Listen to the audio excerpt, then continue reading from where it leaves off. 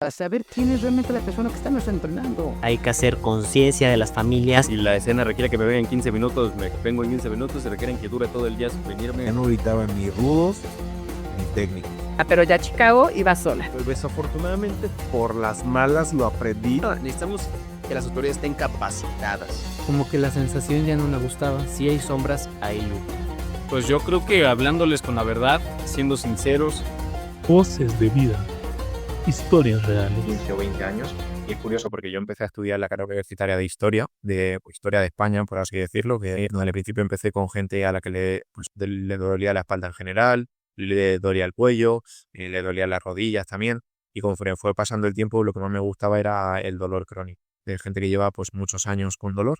Algunos mexicanos confiaron en mí justo al principio, que fue cuando prácticamente no tenía contenido, prácticamente nadie me conocía. Y aún así, pues le agradezco a esas personas que confiaron en mí al principio, porque sé que a veces y escuchando todo esto desde tan lejos, porque al final desde Guadalajara hasta donde yo vivo, pues a diario hablaré, ya sea por Instagram, por TikTok, por WhatsApp, con cerca de 100, 150 personas. Y siendo sinceros, de esas 100 o 150, 15, 20, normalmente las suelo descartar. Pero o sea, los historiadores que nos pueda estar escuchando seguro que dirá, pero ¿cómo no puedes saber el nombre de México? Amigos, almas y seres que me escuchan, bienvenidos a Voces de Vida, Historias Reales, donde exploramos relatos que inspiran y transforman. Hoy hablaremos con alguien que está cambiando vidas, literalmente. Un entrenador apasionado que ha dedicado su vida a cambiar y ayudar a los demás, a todos aquellos que sufren dolor lumbar crónico. Su enfoque único no solo alivia el dolor físico, sino que transforma vidas. Prepárense para descubrir cómo el esfuerzo y la empatía pueden marcar la diferencia. Así que cierra los ojos, abre la mente y ponte los audífonos para disfrutar de este episodio con el gran Fer Gallar. Fer, bienvenido. Muchas gracias por estar hoy aquí con nosotros. Hola César, ¿qué tal? Muchas gracias a ti por invitarme y sobre todo por darme la oportunidad de poder compartir, como tú dices, toda esa inspiración o todas esas historias con la gente que nos escucha, que seguro que muchos de ellos se van a sentir identificados o seguro que conocen a alguna persona que haya podido pasar por ello. Así que con ganas de ayudar. Perfecto, mi Fer. Muy bien. Bueno, pues ¿te parece si empezamos a darle un poco de contexto a tu historia? Cuéntanos de dónde eres y cuántos años tienes. Genial. Yo soy bueno, para los que más o menos puedan intuirlo por el acento, yo soy español. Soy de una zona al sur de España que se llama Albacete. Y bueno, ahora vivo en la costa, que es en Alicante, Valencia. No sé si los que viváis en México o en otras partes de Latinoamérica, más o menos os podéis ubicar. Pues yo ahora mismo tengo 26 años y nada, me dedico a ayudar a personas que tienen, como tú decías, César, dolor lumbar crónico, a que se quiten el dolor. A mucha gente de México, de Colombia, de Latinoamérica en general. Perfecto, Fer. Ok, cuéntanos cómo es tu infancia. Hace 26 años que llegas a este mundo. ¿Cómo está integrada tu familia? Y me refiero con esto a si tienes mamá, papá, hermanos. ¿Cómo es tu dinámica familiar al inicio de tus primeros años? Sí, yo tengo, supongo que como mucha gente, pues papá, mamá y un hermano. Un hermano de mi misma edad, que somos mellizos, por así decirlo. No somos gemelos de que se nos vean las dos caras y seamos exactamente idénticos, sino que nacimos el mismo día, pero que no nos parecemos en nada. Porque él es rubio, yo soy moreno, él es más delgado, se podría decir, y yo tengo pues, huesos un poco más anchos, por así decirlo. Entonces, básicamente mi infancia en ese sentido fue bastante positiva. No he tenido como situaciones negativas o muy dramáticas a lo largo de mi infancia, sino que yo la recuerdo, la verdad, con bastante felicidad, rodeado de mis amigos, siempre jugando a fútbol, que era una de las cosas que a mí en lo personal más me encantaba y estaba todos los días jugando a fútbol. A mí lo que me pasaba también es que era pues típico estudiante muy, muy derecho, que hacía muy educado, que siempre estaba pendiente de eso, de hacer las cosas lo mejor posible, de estudiar para los exámenes al máximo. Y se podría decir que fue una infancia tranquila, normal, de mucho juego, de mucha diversión y sin muchas complicaciones, la verdad. Ok, oye, y si nos pudieras compartir el primer recuerdo que tienes así en tu vida, el más antiguo.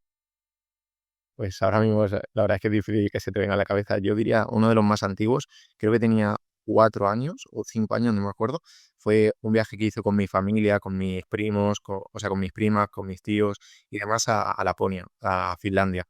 Y lo recuerdo bastante porque fue un viaje, fue el primer viaje que hice en avión y yo cuando era muy pequeño tenía, como habrá pasado a muchos, bastante terror, bastante pánico a montar en avión, Sí. porque pensaba que el avión pues se iba a estrellar, que nos íbamos a morir todos y era justamente el primer viaje que hacía. Era para la época de Navidad y fue una locura, o sea, fue la primera vez que me enfrenté, yo creo, a uno de los miedos que tenía de pequeño y lo positivo de todo eso es que cuando me monté en avión y llegué allí a Finlandia, fue una pasada, o sea, porque fue la época de ver a Papá Noel allí con toda la estructura que tienen montada en Finlandia, ¿cómo decirlo?, de ver auroras boreales por primera vez en mi vida, de incluso ir con huskies y un trineo por en medio de la nieve, por un bosque lleno de eso, de nieve, todo congelado, todo helado. Y entonces yo diría que esa es una de las primeras recuerdos que tengo y la verdad que fue maravilloso, sinceramente. No he vuelto a ir después de 22 años más o menos, pero muy bonito, la verdad recuerdo. Ok. Oye, y bueno, dices que eres mellizo. ¿Cómo es esta interacción con tu hermano al ser tan pequeño? Digo, nunca fuiste hijo único, ni el hijo menor, ni el mayor. ¿Cómo es esta dinámica con tu hermano? ¿Siempre te has llevado bien con él o ha habido momentos así como de incomprensión entre ustedes dos? Se podrá decir que ha sido como buena relación, aunque cuando éramos niños sobre todo, pues muchos rifirrafes, pero bueno, como peleas o cabreos que era como, bueno, que al ser un niño, ser inocente y no ser maduro, pues es como que te peleas por, no sé, la consola o te peleas por el partido de fútbol porque te dirigen a ti y no a la otra persona. Entonces, se podrá decir que bastante bien, aunque con las típicas rencillas de todos los niños. ¿Y cuentas con una conexión especial con él al ser mellizos? ¿O tú ves que es tu relación igual como los demás hermanos que pues ves?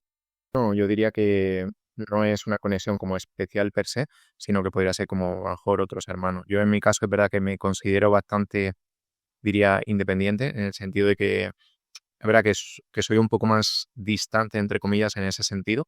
No digo que no me guste la familia, que no sea familiar y demás, pero sí que he sido siempre como un poco más a mi bola, por así decirlo.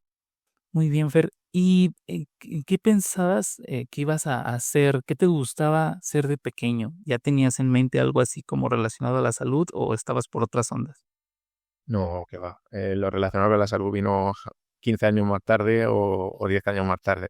Lo que se refiere a cuando era pequeño, sobre todo eso, lo que te he comentado, César, de mucho jugar a fútbol, porque a mí me encantaba el fútbol, mucho jugar a videojuegos. De hecho, si algo se podría acercar a qué me quería dedicar, era o ser jugador de fútbol como muchos niños, o ser gamer profesional de algún videojuego. Por ejemplo, hace ya muchos años, ¿cuántos eran? Sí, 15 años o por ahí, sobre todo Call of Duty, era lo que más yo jugaba, lo que más me llamaba la atención, o Call of Duty o como se quiera llamar, y tenía en mente eso, el poder competir y ser un gamer, o sea, un jugador como Leo Messi o como Cristiano Ronaldo, pero hablando de videojuegos.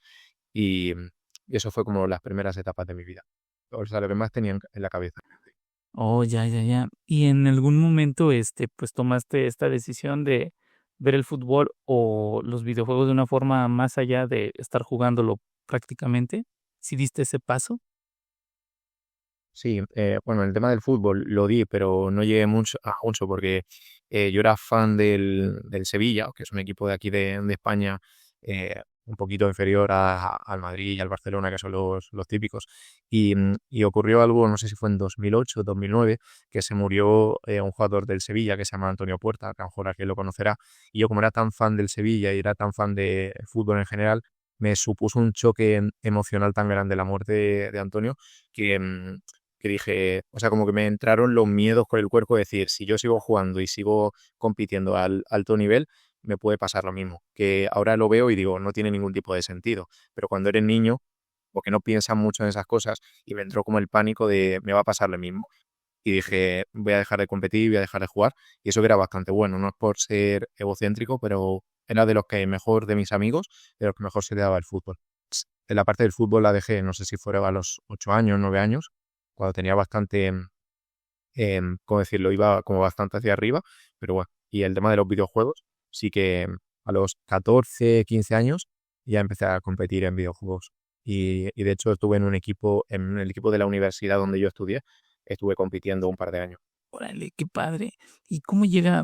¿Te recuerdas ese momento en el que cambia tu mentalidad de niño y te empiezas a volver ya un adolescente, ya empiezas a ver la vida de otra forma? Pues te diría que yo he sido una de esas personas, no por conflictos o traumas o problemas del pasado, pero sí que he sido una persona que como que ha madurado mucho más rápido y que mientras otras personas estaban lo típico de saliendo de fiesta, cuando eres adolescente, que suele ser bastante común, salir de fiesta, beber, fumar y otro tipo de cosas. Yo con 14 o 15 años jugaba mucho a videojuegos, esa es la parte más adolescente o niña, pero luego sí que es verdad que estaba muy centrado en el tema de los estudios, en ser mejor, en evolucionar, sí, como en mí mismo, por así decirlo. Entonces yo te diría que desde siempre, desde los 12, 13, 14 años, ya he estado mucho más centrado en mejorar, en mi madurez propia, porque no me gusta ni fumar, ni beber, las fiestas tampoco he sido mucho de salir, así que sí, siempre lo he sido. ¿Y el primer amor cuando llega a tu vida?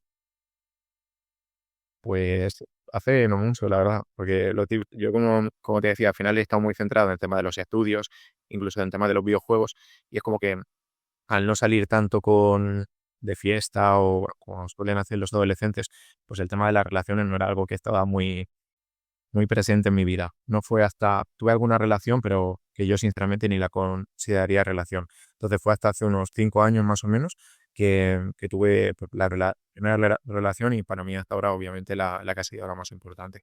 Bueno, la más importante, claro. Ah, perfecto, muy bien. Entonces te agarraron nuevo prácticamente. Se podrá decir, sí. Ok, Fer. Y ya estando, ¿en dónde estudiaste? Pues, ¿qué vendría siendo la preparatoria? Antes de entrar a la universidad.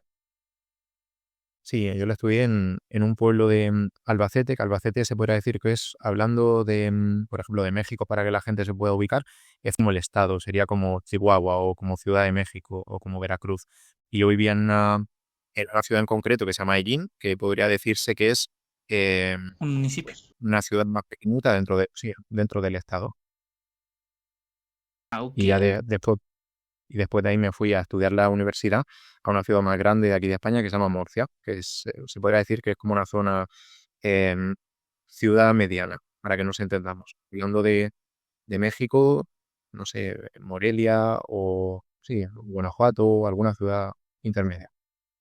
Perfecto. Háblame un poco de Albacete. ¿Hay algún festival, alguna tradición muy típica de ahí? Sí, de hecho, lo que más se conoce de Albacete es la feria, que es como que hay muchas atracciones, muchos puestos de comida. Atracciones me refiero para que los niños sobre todo se monten, como un parque de atracciones, entre comillas, que se celebra una vez al año y es bastante famosa. De hecho, en España se podría decir que es como la segunda o la tercera más famosa de España. Todos los años, la población es de 120.000 habitantes más o menos y creo que todos los años llegaban unas 200.000 personas extra solo para la feria.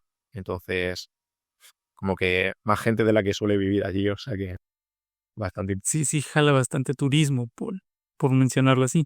sí, sí, Muy bien. Yo leí una vez que había como una tradición de tambores, algo así.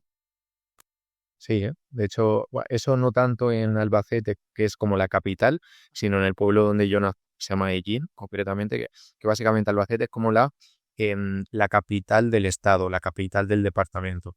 Y hay una ciudad mucho más pequeña que Albacete, que se llama Hellín, que es donde yo nací, y ahí hay muchas tradiciones de Semana Santa, de tambores, que de hecho ahora que estamos a principios de abril, tiene que ser en breve. Y hay procesiones de Semana Santa de diferentes, ¿cómo decirlo? Sí, diferentes santos o diferentes vírgenes que la gente las va como paseando, los costaleros que se le llama, que es la gente que sube al trono y la va paseando por las calles. Entonces hay bastante tradición y a mí en lo personal, cuando era pequeño no me gustaba mucho, pero conforme han ido pasando los años, me gusta bastante, la verdad, lo disfruto mucho. ¿Por qué no te gustaba? Pues yo te diría, no por nada en especial, sino porque como a mis padres no les gustaba, mis padres cuando llegaba la época de Semana Santa, que dura una semana, por eso se llama Semana Santa, bueno, creo que Semana Santa hay en todos sitios, que no me estoy confundiendo. Mis padres solían irse a la playa, por así decirlo, es decir, nos íbamos con ellos y no nos quedábamos en la ciudad. Entonces como que nunca hemos vivido esa tradición y conforme pues he ido creciendo, mi hermano también, pues ya nos hemos quedado más veces aquí y como que ya lo hemos podido aprovechar más. Entonces sería por eso, porque nuestros padres no eran como muy, no les gustaba mucho. Oh, ya, ya, ya. Y bueno, ya cuando terminas de estudiar, ya cuando llega ese momento de decidir una carrera profesional, ¿por qué te decides? Pues es curioso porque la gente piensa que a mí me gusta el mundo de la salud desde hace ya 15 o 20 años y es curioso porque yo empecé a estudiar la carrera universitaria de Historia de España, por así decirlo, que es donde estudias a Cristóbal Colón, donde estudias la Guerra Civil Española y ese tipo de cosas. Y estuve estudiando, fue un mes más o menos y, y no me gustó absolutamente nada. Era de eso que empecé a estudiar algo que a priori parece que es lo que siempre has soñado, lo que te ha encantado, porque durante los últimos 5 años de la prepa y demás, sí que me encantaba la historia y quería 100% ser profesor de historia. Pero luego me metí a la carrera, empecé a estudiarla y no me gustó absolutamente nada. Dije, yo no me puedo dedicar a esto. Típico. Tuve como mi primera crisis existencial, para que nos entendamos, de eso de que yo no me puedo dedicar toda la vida a esto. Y eso, al cabo de un mes, pues estuve pensando con mi padre sobre todo de qué otras opciones podría haber y fue ahí cuando decidí pues optar por la parte de la salud. Es decir, estaba como algo secundario, no era lo principal. ¿Y qué fue lo que te desilusionó de la carrera de historia? Digo, no me imagino a ti siendo historiador, pero cada quien tiene sus momentos. Entonces, ¿qué fue lo que te desilusionó si te gustaba tanto? Sí, yo diría que por una parte el tipo de trabajo que luego tendría que hacer, que me pensaba que a lo mejor iba a ser más divertido, mejor de lo que luego, por así decirlo, me dio la impresión. A la parte de, no sé si esto tiene que ver con la carrera o no, pero al final los ciertos profesores también como que me desmotivaron bastante porque no eran como muy, muy buenos y eso me echó un poco para atrás. Y sobre todo te diría que como estaba también formándome por fuera de la universidad con podcasts y con otra serie de cosas sobre el tema de salud, era como algo que, no sé, que me llamaba la atención y cuando me metía a historia era como, tengo que estar 10 horas o 12 horas encerrado en una clase viendo el paleolítico, viendo el neolítico y todo ese tipo de cosas. No sé, no, como que tuve una mayor expectativa de lo que luego la realidad se dio. Entonces dije, me tengo que ir de aquí. No lo pensé mucho, la verdad. Bien, estuviste que 2 meses, dices, ¿verdad? Un mes y me fui. ¿O perdiste el año por ese mes? No. Justo al cabo de un mes, cuando ya decidí qué otra carrera quería hacer, me metí a la universidad a hacer esa carrera en concreto. O sea que me dio tiempo afortunadamente, porque si no, habría sido un desastre. Perfecto. ¿Qué estudiaste entonces? Sí, yo estudié, aquí en España se llama la carrera Ciencias de la Actividad Física y el Deporte, que es la persona que a través del ejercicio ayuda a otras personas bueno, con muchas cosas, por ejemplo, con problemas de espalda, con diabetes, con obesidad, a gente que quiere perder peso, es decir, diferentes, como el ejercicio ayuda a diferentes tipos de personas. ¿Y por qué llega este gusto o de dónde sale? Pues, como te dije al principio, no es que lo pensase mucho, sino que era una segunda opción que tenía porque mi padre ya había estudiado esa carrera en concreto y siempre me había como motivado o animado mucho a, oye, si las cosas no salen bien por otra parte, pues estudia esto que está bien, o sea, que tiene también salida, lo típico, salidas profesionales y todo eso. Y entonces dije, pues, a ver, es que tampoco tengo otra cosa que hacer. Cuando me salí de historia, me quedé o con esa opción o con nada, o quedarme en casa sin estudiar y sin nada. Y con todo lo que había estudiado y todo lo que me había formado durante la prepa y todo eso, que yo era una persona que de mucho hincar codos, le dije, yo no me puedo quedar en casa sin hacer nada. Entonces, pues me metí a esa carrera universitaria y fue todo lo contrario. O sea, en historia al primer mes me quise salir corriendo y aquí fue como desde el minuto uno, todo genial, la gente me caía súper bien, o sea, era como que me daba la impresión que además la gente o mis compañeros de clase, no sé, a mí me transmitieron una mejor energía, la verdad. Cosa personal mía.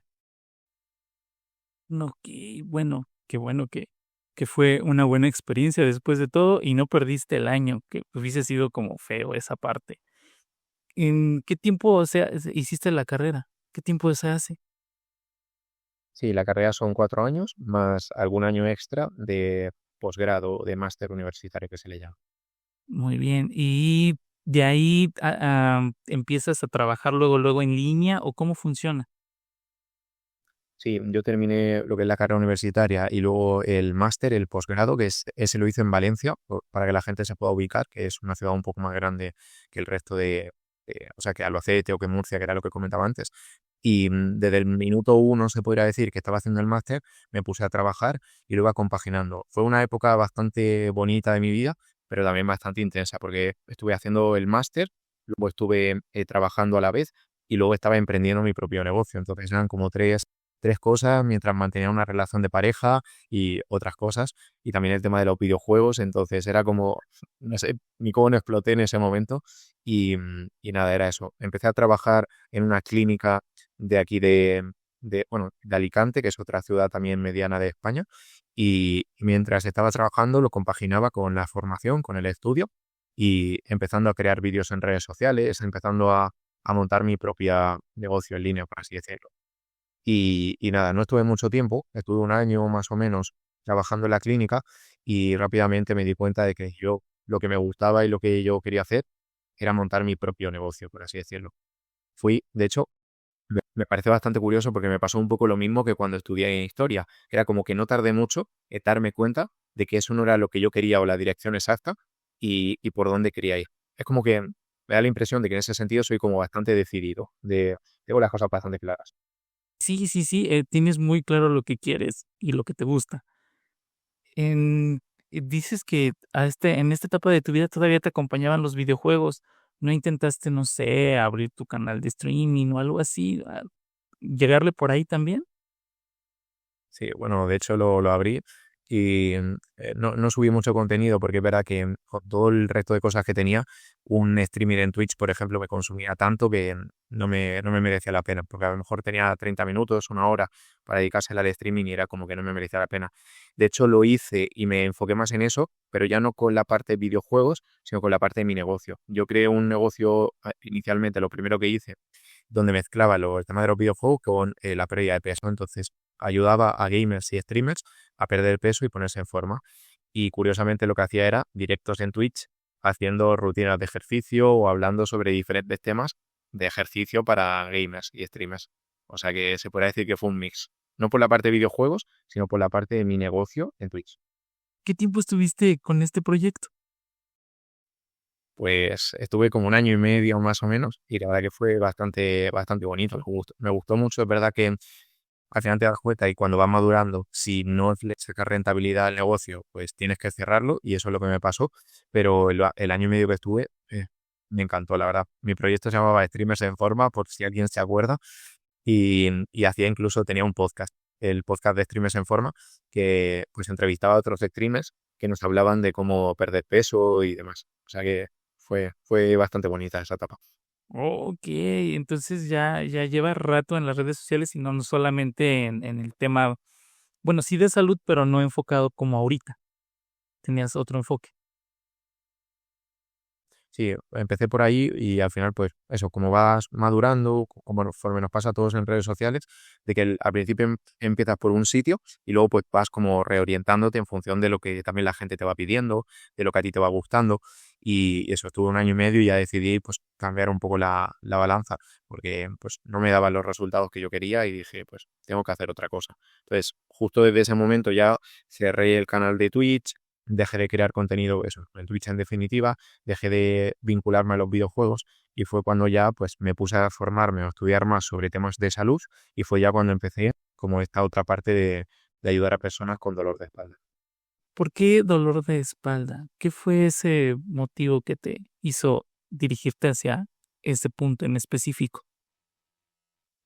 Pues sinceramente tampoco hay mucho que rascar, sino que simplemente por mi formación y mi conocimiento había estudiado mucho de pérdida de peso, de ganar musculatura, de hipertrofia muscular y también de dolores de espalda. Entonces, una vez dejé de lado el tema de perder peso porque me cansaba un poco, a mí lo que me pasó es que como la mayoría de la gente en redes sociales publica mucho contenido fitness, de perder peso, de pierde 20 kilos, de bajar la grasa y todo eso, es como que me quemé, me saturé mentalmente y dije, no quiero hacer esto, quiero enfocarme en otra cosa. Y sinceramente, para lo único que tenía conocimiento para empezar era hablar sobre dolor de espalda, que era lo que más me había formado. Entonces dije, pues vamos a empezar por aquí y conforme ha ido pasando el tiempo, pues me he dado cuenta de que ha sido una muy buena decisión, la verdad. Claro, porque no está tan saturado, ¿verdad? No, a ver, obviamente hay gente como en todo, pero nada que ver con la pérdida de peso, que haces así y aparecen 800.000 personas que te ayudan a perder peso, entonces un poquito diferente. Claro. Y esto de lo que acabas de mencionar, de las pérdidas de peso a través de un entrenador en línea y eso, ¿sí es real o lleva sus riesgos?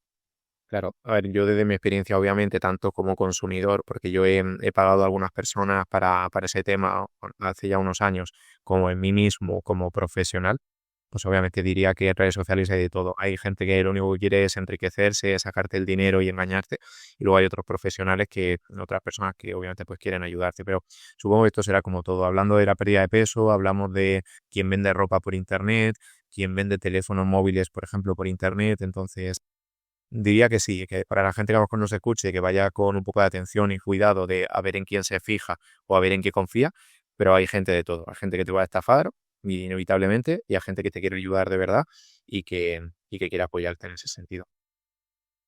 Ok. Hablando de tu emprendimiento actual, ¿cuándo inicia? Pues el que estamos haciendo ahora, te podría decir que hace unos 2, no, 2 años y medio, van a hacer como 3 años, sí, 3 años. Entonces, es eso. Desde aquí he ido como variando un poco el tipo de gente al que ayudo, porque al principio empecé con gente a la que le dolía la espalda en general, le dolía el cuello, le dolían las rodillas también, y conforme fue pasando el tiempo, lo que más me gustaba era el dolor crónico, de gente que lleva pues muchos años con dolor y que quiere recuperarse. Entonces, eso, 3 años a nivel general con este otro emprendimiento y, y te diría que 2 años o un año y medio un poco más enfocado en lo que hago ahora. ¿Cuál fue el primer caso que recuerdas, así de los primeros, obviamente, que empezó a engancharte, con el que dijiste, sí, sí puedo, sí me gusta, sí funciona, la gente sí está actuando como yo quiero? Pues justamente fue el primero que tuve que para mí fue un descubrimiento, porque cuando empezamos a montar un negocio en línea, como en redes sociales, a veces es como que es difícil empezar, los primeros pasos siempre son los más complicados y este paciente que tuve, que fue o sea, que él vive en una ciudad que además está cerquita de donde yo me encuentro, em, pues fue bastante positiva la experiencia, la verdad, porque era una persona muy constante, era una persona muy decidida, que si me estás escuchando desde aquí, Ramón, pues te quiero dar las gracias también por la confianza en mí, bueno, sí, por depositar toda tu esperanza de la recuperación del dolor en mí. Y eso, fue una persona que a los 3, 4 meses consiguió pasar de prácticamente no poder moverse, tener mucho miedo a que le apareciese el dolor, no poder jugar o cargar con su bebé, con su niño pequeño, a poder estar pues haciendo absolutamente de todo en el sentido de salir a correr, montar en bicicleta, poder ir al gimnasio, eso en 4 meses más o menos, haciendo absolutamente de todo y sin el dolor. Entonces fue como el primer caso de éxito y la primera persona con la que dije, wow, podemos cambiar realmente la vida de las personas tanto de manera online y con gente de todo el mundo, que justamente ahí fue cuando me cambió un poco el chip y dije, tengo que ayudar a todo el mundo que pueda. Y curiosamente, 2 o 3 semanas después de eso, tuve mi primera paciente de México, de Guadalajara, de Jalisco, y fue toda una experiencia. Muy bien, qué bueno, mira, te internacionalizaste muy rápido Sí, tuve la suerte aquí en México. sí, de que algunas mexicanas, algunos mexicanos confiaron en mí justo al principio, que fue cuando prácticamente no tenía contenido, prácticamente nadie me conocía y aún así pues le agradezco a esas personas que confiaron en mí al principio, porque sé que a veces y escuchando todo esto desde tan lejos, porque al final desde Guadalajara hasta donde yo vivo pues no sé si habrán 12.000 kilómetros de distancia y siempre puede haber como ciertas dudas o cierto temor y oye pues eso fue también un punto de inflexión de decir, ya no solo a la gente de España, sino que puedo eso, ir a Latinoamérica, que tenía mucha ilusión y después de tanto tiempo, pues ha sido una muy buena decisión, la verdad. Bueno, hablando un poco más de tu emprendimiento, ¿hacia qué personas vas dirigido? Porque pues el dolor de espalda, el dolor lumbar es muy, muy común, ¿no? A todo el mundo nos puede doler la espalda, a lo mejor por cargar algo, por estar mal posicionado. Pero ¿tú a quién vas dirigido? Sí, es verdad que hay muchas lesiones y hay muchos tipos de problemas diferentes. Yo principalmente a gente que tiene dolor lumbar crónico, que es un dolor en la espalda baja, desde hace mucho tiempo. Por ejemplo, gente que lleva 5 años con el dolor, 8 años con el dolor, y son gente que no tiene enfermedades adicionales, tipo fibromialgia, tipo artritis reumatoide, o en casos más graves que tienen cáncer. Este tipo de personas yo no soy el profesional adecuado para poder ayudarlas. Entonces se podría decir gente que lleva muchos años con dolor, que tiene miedo a hacerse daño o lastimarse, pero que no tiene una enfermedad de base, o puede ser eso, un cáncer o una artritis reumatoide.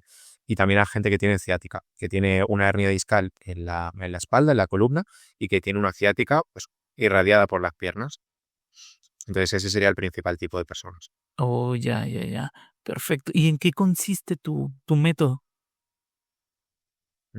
Pues nosotros trabajamos de dos formas diferentes. Una es la parte del ejercicio, que es la parte más física, para sobre todo pues fortalecer los músculos, para reducir el dolor, para bajar la inflamación de la hernia. Y por otra parte está la parte más mental, la parte más psicológica. Entonces, en cuanto al ejercicio, pues es básicamente un tratamiento, un programa, una guía de ejercicios adecuada a la lesión, al problema que cada persona tenga. Es decir, si tú tienes un diagnóstico, César, de que tienes una hernia discal en la L5S1, que es la zona de abajo de la espalda, tocando prácticamente las pompis, los glúteos en este caso, pues tú tienes un plan de ejercicio que tienes que ir haciendo todos los días en vídeo para poder quitarte ese dolor y recuperarte de la lesión.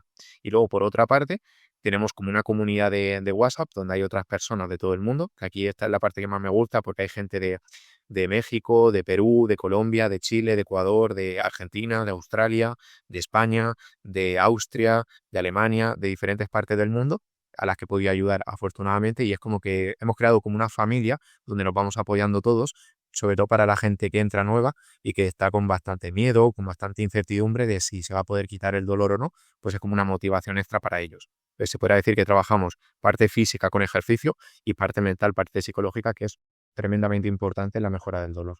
¿Hay algún rango de edad en específico o no? No, lo que pasa es que al final supongo que por la forma de hablar, por la forma de comunicar, la mayoría de la gente que me llega pues suelen tener como 35 años, 40 años o por ahí, más o menos. ¿Cuál ha sido el caso más difícil que has tenido y el logro de mayor éxito para ti? Pues no están relacionados, es decir, el caso de, por así decirlo, de mayor dificultad es uno y el caso de mayor éxito es otro. El de mayor dificultad es una persona que llevaba más de 10 años con dolor, que tenía varias operaciones por todo el cuerpo, operaciones de muñecas, operaciones de espalda en varias ocasiones, que tiene tornillos, también le metieron tornillos el neurocirujano en la espalda, que tiene un pie, por así decirlo, como medio doblado y no puede caminar del todo bien. Entonces, es una persona que vino hecha un poco, no te voy a decir un Frankenstein para que suene mal, pero estaba bastante delicada, estaba bastante tocada. Entonces, ha sido como el caso, sin lugar a dudas, más complicado. Y complicado por la parte física, porque es una de las personas, sinceramente, que mejor actitud tiene, que mayor predisposición tiene, que más positivo es. Y la verdad que en ese caso, chapó para él. Pero es verdad que es una situación complicada. Llevamos 8 meses, 9 meses trabajando y todavía está que le está costando recuperarse. No suele ser lo genial, ni muchísimo menos, pero es el caso que más me está costando, la verdad, el poder ayudarle. ¿Y el de mayor éxito? Pues aquí, sinceramente, no te sabría decir porque no es por nada, pero afortunadamente he tenido mucha gente muy comprometida, mucha gente que ha conseguido unos resultados bastante grandes. Entonces, te podría decir, por ejemplo, algún mexicano o alguna mexicana que se me lleve aquí a la cabeza.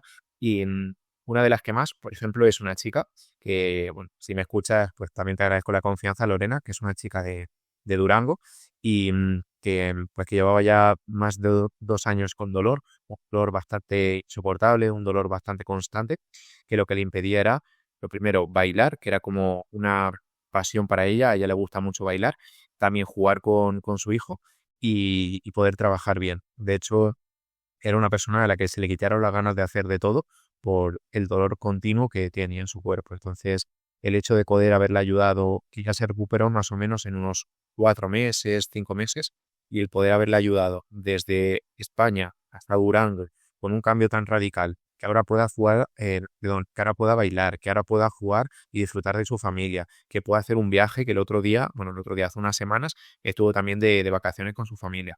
Y el que pueda hacer todo eso sin dolor y sintiéndose de maravilla, para mí ha sido uno de los casos de éxito más grandes y súper agradecido. Aparte de que es una persona, no es por nada, pero es una persona maravillosa. Entonces, si me escuchas, pues espero que te motive todo esto. Y cuéntame, en promedio, obviamente, pues depende de cada paciente, de cada diagnóstico, pero en promedio, ¿a partir de qué tiempo se empieza a ver resultados con tu método? Sí, 3 meses es un tiempo razonable con el cual la gente ya consigue muy buenos resultados. Como te he dicho, hay gente a la que le cuesta un poquito más y suelen durar 6 meses, pero más allá de 6 meses es tiempo de sobra como para conseguir resultados. Es decir, si en 6 meses no has conseguido resultados, o es porque tu situación es muy, muy delicada y va a tardar mucho más, o porque no se están haciendo las cosas bien. O sea, en 3 a 6 meses se deberían de conseguir muy buenos resultados. ¿Estas rutinas de ejercicios tú las diseñas para cada paciente o ya son estándares? No, claro, se adecuan a la lesión o el problema que cada persona tiene.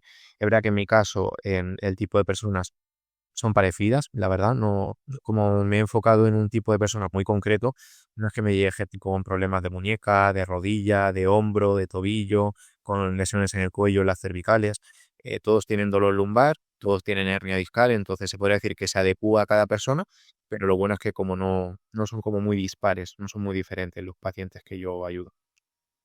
Oh, ya, ya, ya. ¿Y haces algún asesoramiento personalizado en línea o nada más mandar los videos? ¿Cómo funciona eso? No, claro, aquí una cosa súper importante para que la gente lo pueda entender es que no solo basta con hacer ejercicios adecuados a tu problema, sino que también tienes que tener como el seguimiento o el acompañamiento diario de un profesional, de alguien que tenga conocimiento y que te pueda ir como orientando. Entonces, yo lo que hago con mis pacientes es a través de WhatsApp, todos los días que ellos lo necesiten, pues me pueden ir escribiendo las dudas, las preguntas, y aparte de que tenemos el grupo de WhatsApp, la comunidad que te comentaba antes, que eso es todos los días, es decir, la gente va compartiendo pues sus mejoras, sus avances y eso sirve mucho como para motivarte.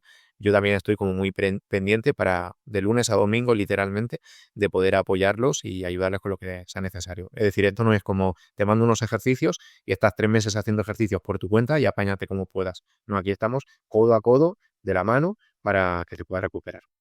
Oh, ya, ya, eso está muy bien, pero pues sí te absorbe bastante tiempo, ¿no?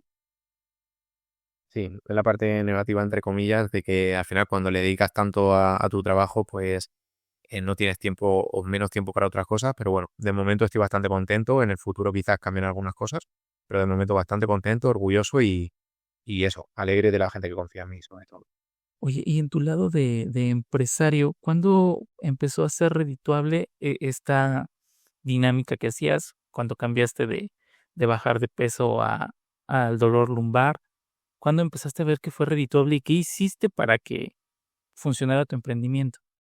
Te diría que eso, hace un año más o menos, que fue cuando ya con más experiencia, con más conocimiento y habiendo ayudado a más gente, pues ya era como que más gente confiaba en mí. Entonces, desde ahí, y en cuanto a hacer las cosas bien, yo te diría que eso, el tener más testimonios al final, que la gente hable bien de ti, que tengas un buen servicio, que ayude mucho a la gente, que te preocupes mucho por la gente, porque algo que le pasa a este tipo de personas que llevan muchos años con dolor, es como que van muchas veces al médico, que los médicos no les ayudan para nada y lo único que hacen es darle medicamentos. Y el hecho de tener una persona que empatiza mucho contigo y que se pone en tu piel es una de las cosas más importantes. Entonces te diría eso, los testimonios, el desarrollo de la empatía que he podido tener con mis pacientes, porque yo soy una persona bastante empática, y luego sobre todo el trabajo. Es que tampoco hay mucho misterio. El estar 10 horas, 12 horas, 14 horas trabajando, quieras o no, pues te va a dar resultados. Obviamente no estoy en el punto de que me gustaría porque siempre hay como nuevas aspiraciones, nuevos proyectos en la cabeza, pero trabajo a querer ayudar realmente a la gente y con respecto a algo que comentabas es eso, de saber si haces algo que sea para ayudar, no para vender humo o para timar o para estafar a la gente. Y al final el boca a boca se va hablando. Si tú estafas a una persona un día te saldrá bien, pero al día siguiente hablarán mal de ti y tarde o temprano se vendrá abajo. Cuando tú llevas tantos años haciendo las cosas bien, pues al final la gente y todo habla por sí solo. Ok, tienes mucha razón en eso, sí, todo se sabe tarde o temprano. Y mira, yo soy enfermero y pues en la profesión, pues he conocido varias personas que han padecido pues de dolor lumbar, entre otras cosas, y muchas veces optan por fisioterapia.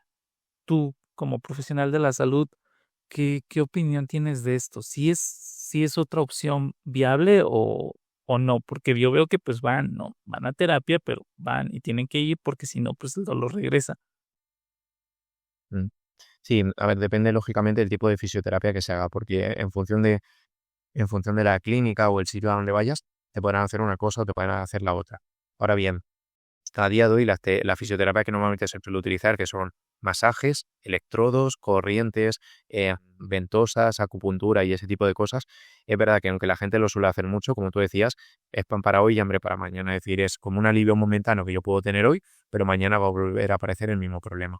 Y pongo un ejemplo muy sencillo para que la gente se pueda entender. Esto es como si yo tengo, imagínate, una herida o un grano en la cara y yo en vez de sanarme o curar esa herida, lo que hago es poner maquillaje encima. Es decir, yo la tapo con maquillaje. Si yo te pregunto a ti, ¿de esa manera, César, se me va a curar la herida si yo le pongo maquillaje encima? No, pues no, obviamente no.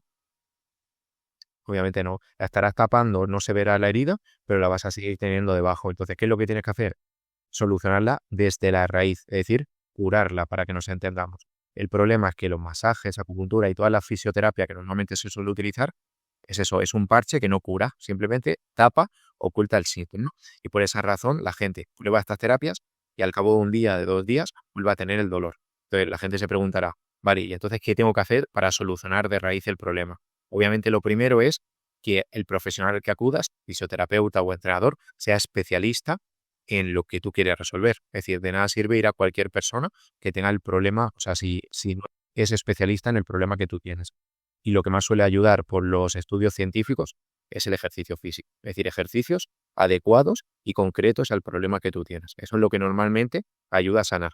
Esto en la mayoría de los casos. Hay casos puntuales, obviamente, que el ejercicio no es la solución, pero eso lo tiene que ver un profesional.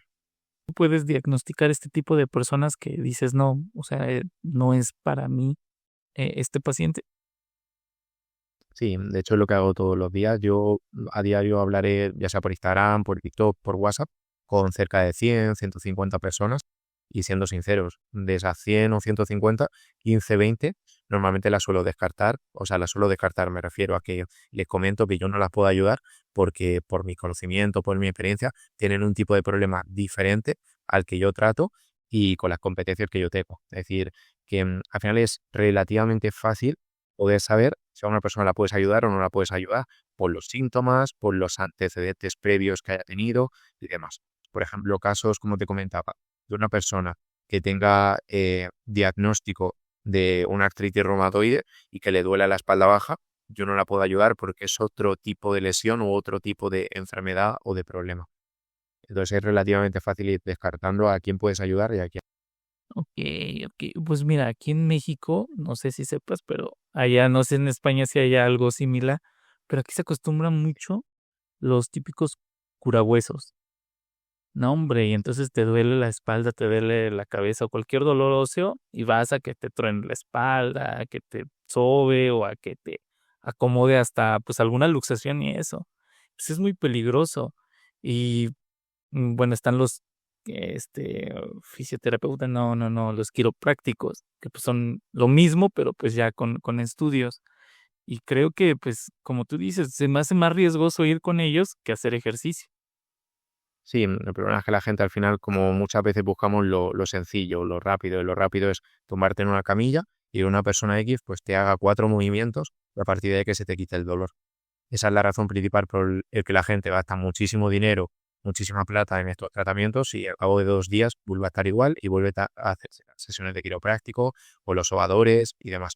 Entonces, tenemos que ser congruentes un poco con lo que hacemos. Si nosotros estamos poniendo curitas al dolor, es decir, estamos poniendo como esos parches, ese maquillaje, pues tengo que entender que el dolor no se lo va a quitar.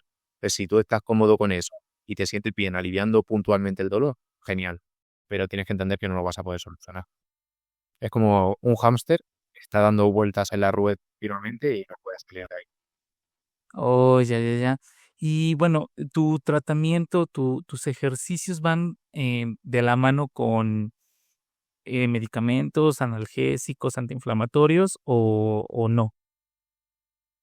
No por 2 razones. La primera de ellas es que por yo no ser, o sea, yo al no ser médico y no tener la carrera universitaria de medicina, no puedo como recetar medicamentos. Es decir, sería ilegal que yo te dijese, tienes que tomar ibuprofeno 2 veces al día en estas cantidades en concreto, lo tienes que comprar en esta farmacia en particular. Entonces yo no puedo hacer eso. Eso por una parte. Y luego por otra parte, no lo hago porque tampoco es algo que yo sea partidario de ello. Es decir, si el médico a mi paciente le ha recomendado pastillas, yo lo que le digo al paciente es que si le duele mucho, que se tome la medicación que el médico le ha dicho, pero que poco a poco vaya bajando la dosis. Entonces es un tratamiento sin pastillas, se podría decir. Ok, el objetivo es dejar las pastillas. Efectivamente. Perfectísimo. Sobre todo por los efectos secundarios, que al final mucha gente por tanta medicamento, tanta pastilla, pues al final están como con dolores de estómago, con vómitos, mareos, náuseas, sensación de cansancio extremo. Entonces, una vez vas bajando la cantidad de pastillas que tomas, todos esos efectos secundarios suelen ir quitándose.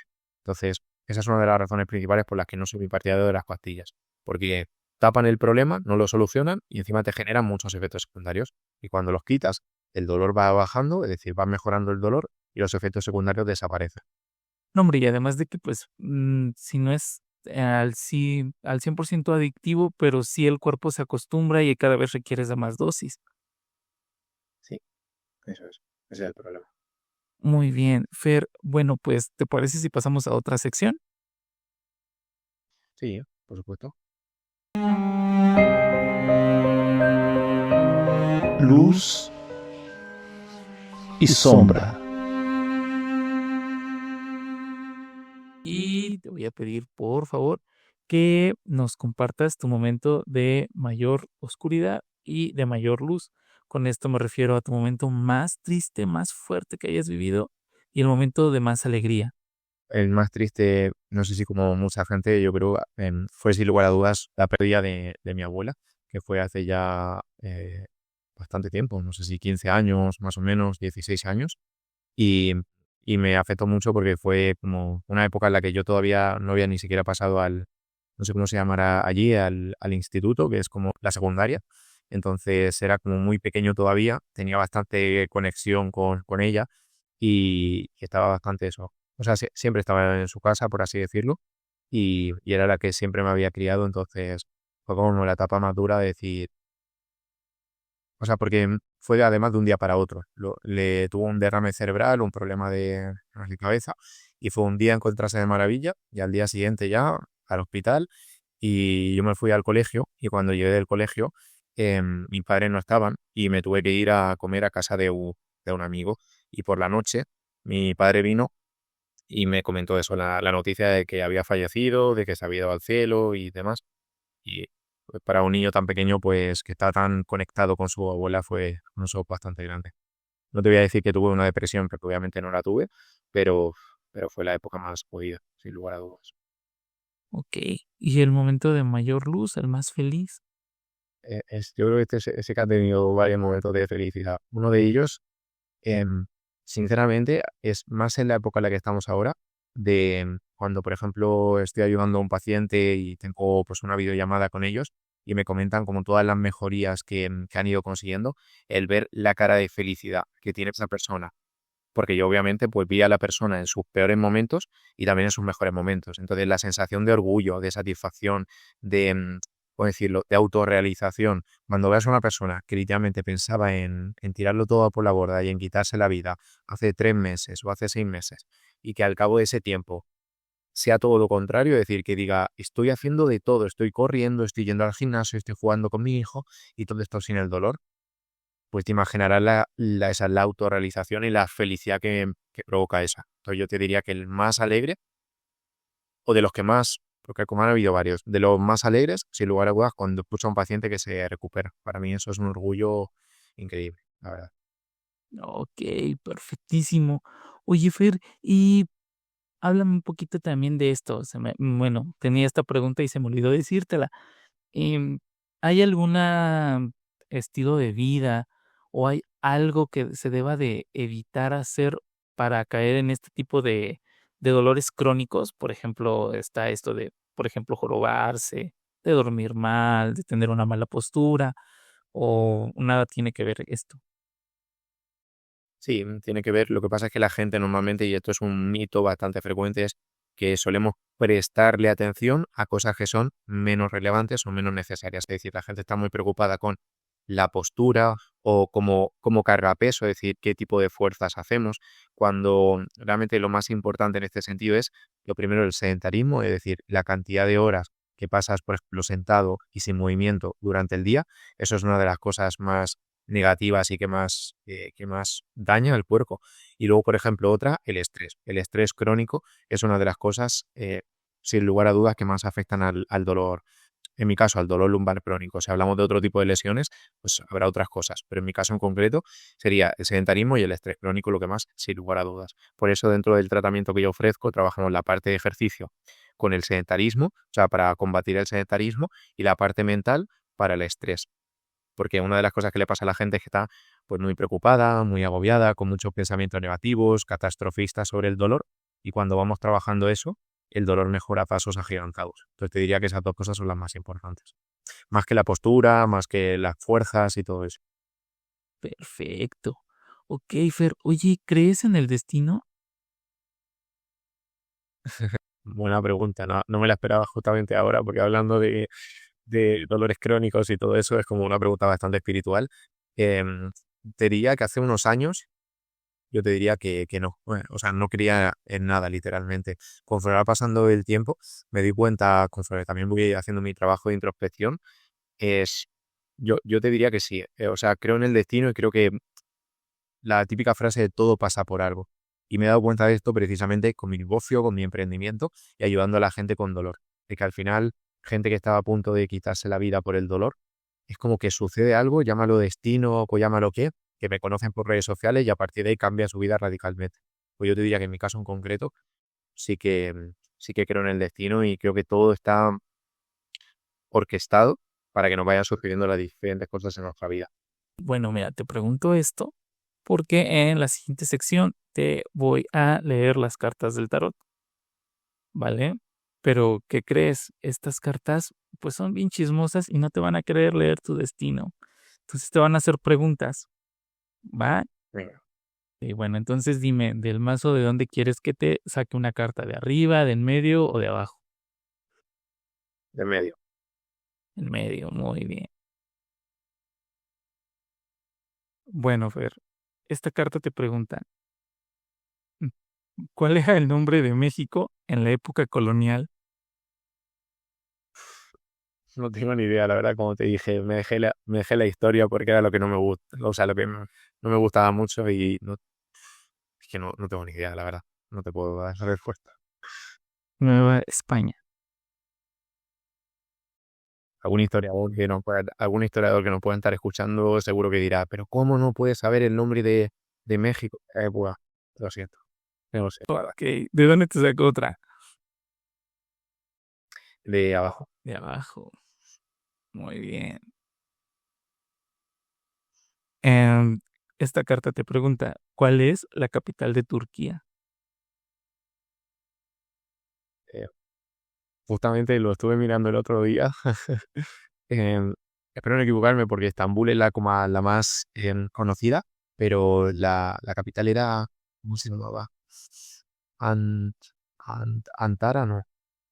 ¿Cómo se llamaba? Justo lo estuve mirando el otro día. Qué mal voy a quedar en este sentido. An- es que no sé, creo que empieza por An, pero Estambul me da a mí que no es. Era Ankara, Ankara, Exacto.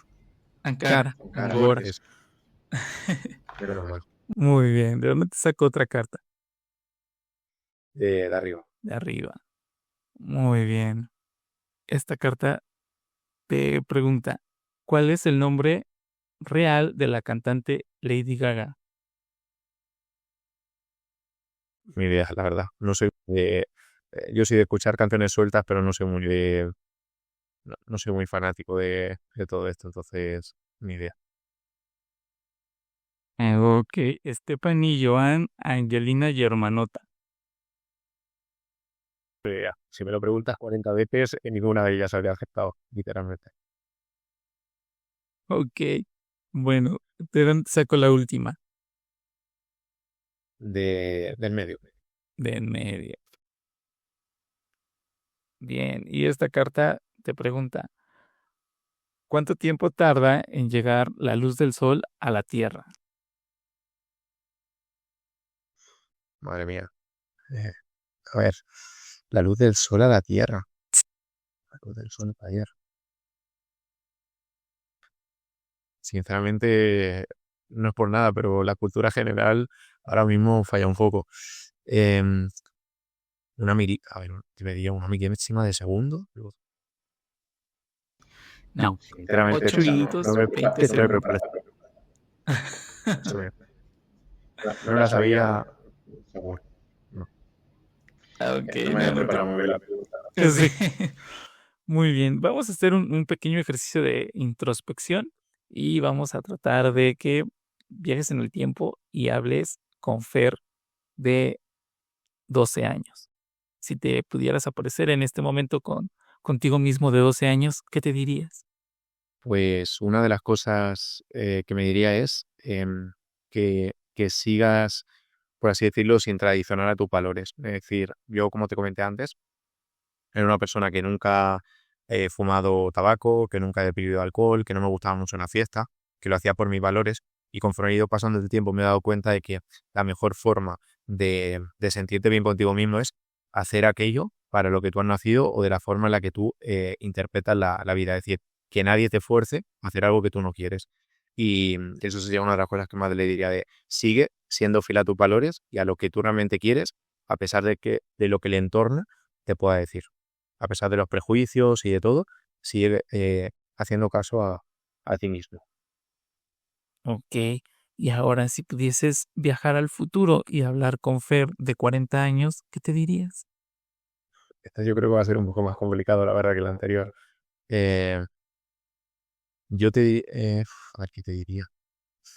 Igual que no trabajes tanto, aprovecha un poco más la vida y explora un poco más el mundo. Entonces, porque lo que te he dicho antes, de que al final son muchas horas de trabajo, muchas horas en redes sociales, y creo que a veces lo que se llama como alcoholic o algo así, que es adicto al trabajo, creo que a veces no es del todo positivo y cuando van pasando los años te das cuenta a lo mejor de que lo mejor de la vida no es el trabajo, que es una parte importante, sí, pero hay otras cosas más importantes. Entonces te diría eso de, por favor, cuando tenga 40 años, no estar trabajando 12 o 14 horas al día.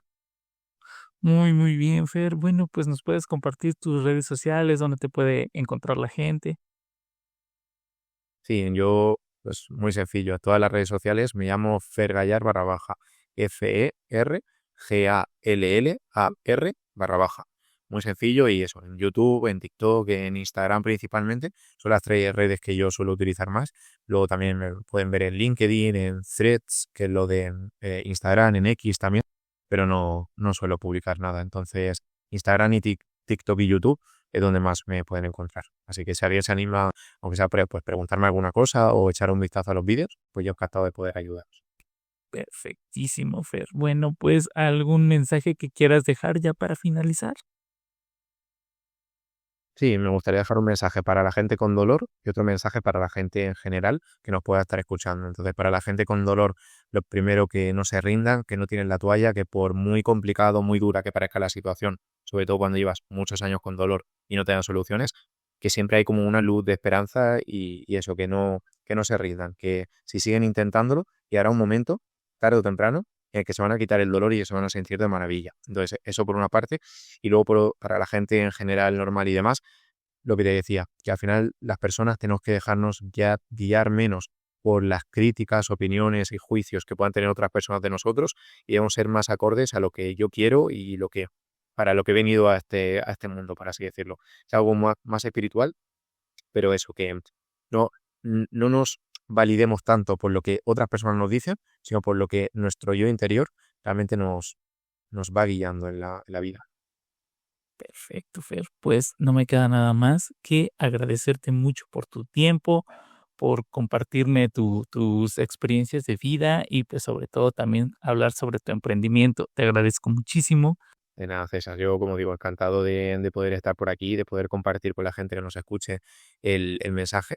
Y oye, que para ser domingo estemos aquí grabando un podcast, quiere decir que se merece un buen like, se merece una buena suscripción también a tu canal y eso, mucho apoyo que siempre da gusto por la parte del entrevistado, pero sé lo por mi parte como creador de contenido, sé que también es bastante laborioso, así que gracias a ti por esa parte.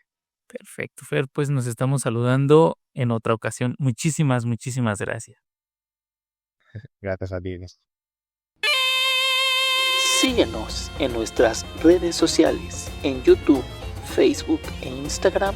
Nos encuentras como @Voces de Vida Historias Reales y en TikTok como @Voces Vida Historias Reales. Te esperamos también por allá.